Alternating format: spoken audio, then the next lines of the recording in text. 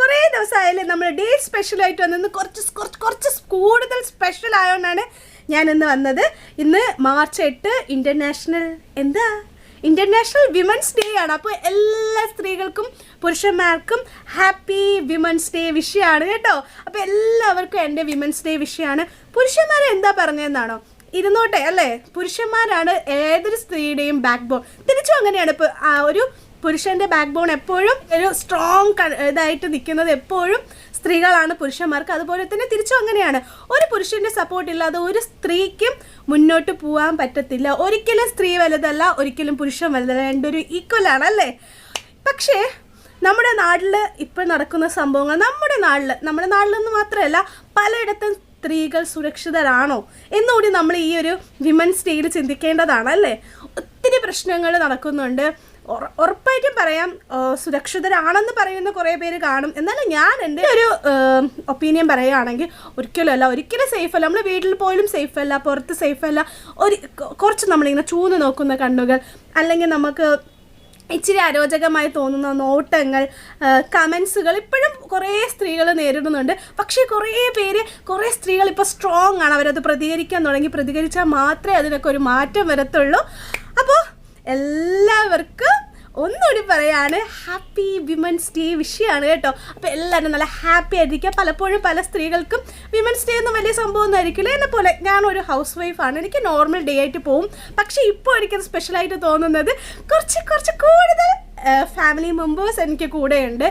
നമ്മളൊരു 10K ഒക്കെ കഴിഞ്ഞതുകൊണ്ട് കുറേ ഫാമിലി മെമ്പേഴ്സ് ഉണ്ട്. അതിൽ സ്ത്രീകളുണ്ട്, പുരുഷന്മാരും ഉണ്ട്. അപ്പോൾ ഇപ്പോൾ എനിക്കത് കുറച്ച് സ്പെഷ്യലാണ്. വിമൻസ് ഡേയും അതിൽ എന്തൊരു ഫെസ്റ്റിവൽ വന്നാലും എനിക്കത് കുറച്ച് കൂടുതൽ എക്സ്പ്രസ് ചെയ്യാൻ പറ്റുന്നുണ്ട്. കാരണം എന്നെ കാണാൻ കുറച്ച് പേരുണ്ട്, ഞാൻ പറയുന്നത് കേൾക്കാൻ കുറച്ച് പേരുണ്ട്. അപ്പോൾ നമ്മളിപ്പോൾ ഫാമിലിയിൽ ഒതുങ്ങിക്കൂടുന്ന സ്ത്രീകളായാലും പുരുഷന്മാർ അവരെ കുറച്ചൊന്ന് കാണുക, ഒന്ന് കേൾക്കുക. അവർ പറയുന്നത് നിസ്സാര സംഭവങ്ങളായിരിക്കും, കുഞ്ഞു കാര്യങ്ങളായിരിക്കും അവർക്ക് പറയാനുള്ളത്. ഈ സ്ത്രീകളെ സംബന്ധിച്ച് മിക്കപ്പോഴും ഹൗസ് വൈഫ് ആയിട്ടുള്ള സ്ത്രീകളെ സംബന്ധിച്ച് ചെറിയ സംഭവങ്ങൾ അവർക്ക് വലിയ സന്തോഷമാണ്. കാരണം അവർക്ക് വലിയ എന്തോ കിട്ടിയൊരു ചെറിയ കാര്യങ്ങൾക്ക് കരയും, അതുപോലെ ചെറിയ കാര്യങ്ങൾക്ക് സന്തോഷിക്കുകയും ചെയ്യുന്ന സ്ത്രീകളാണ് കൂടുതലും. ഇപ്പോൾ നമുക്ക് ഹൗസ് വൈഫ് എന്ന് പറയുന്ന സംഭവമൊക്കെ കുറഞ്ഞു വരികയാണ്. കാരണം മിക്കവരും വർക്കിംഗ് ആണ്.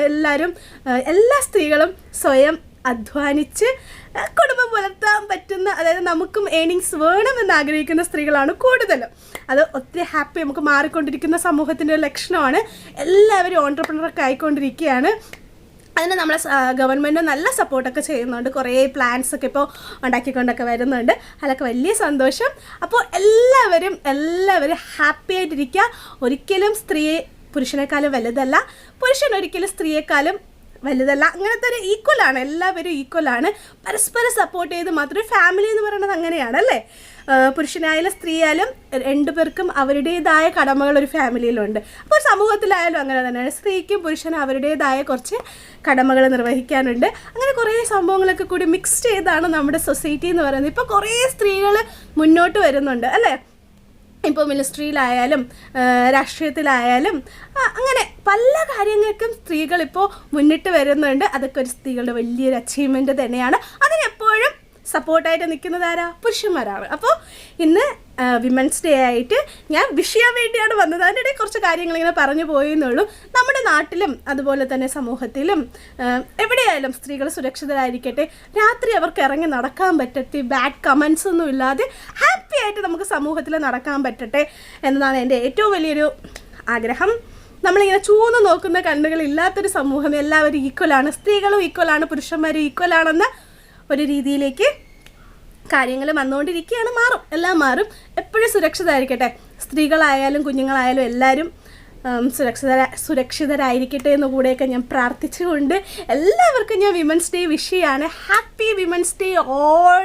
അപ്പോൾ എൻ്റെ ഫാമിലി മെമ്പേഴ്സിന് എല്ലാവർക്കും ഒന്നുകൂടി പറയുകയാണ് ഹാപ്പി വിമൻസ് ഡേ. അപ്പോൾ എല്ലാവരും ഹാപ്പി ആയിട്ട് വിമൻസ് ഡേ സെലിബ്രേറ്റ് ചെയ്യുക.